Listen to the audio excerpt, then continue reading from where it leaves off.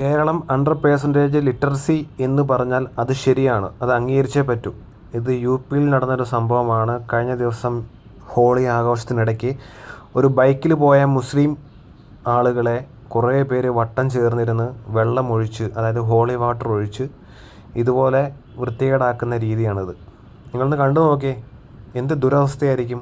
അവർ യാതൊരു ദയാദാക്ഷിണ്യവും കൂടാതെയാണ് ആ സ്ത്രീകളുടെ ദേഹത്ത് പോലും വെള്ളം കോരി ഒഴിച്ച ഇവന്മാർ.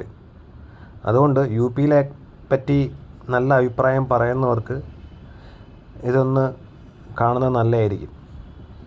ഹോളി ആഘോഷിച്ചോ? ഹോളി ആഘോഷിക്കാൻ ആഗ്രഹമില്ലാത്തവരുടെ ദേഹത്ത് എന്തിനാണ് ഇമ്മാതിരി പോക്കൃത്തരം കാണിക്കുന്നത്?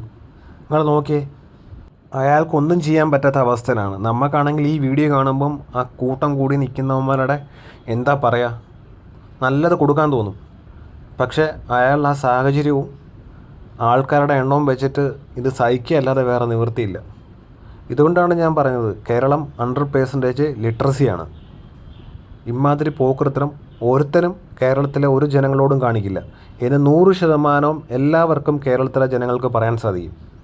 ഇത് നോർത്ത് ഇന്ത്യയിലായതുകൊണ്ട് സഹിച്ചേ പറ്റൂ.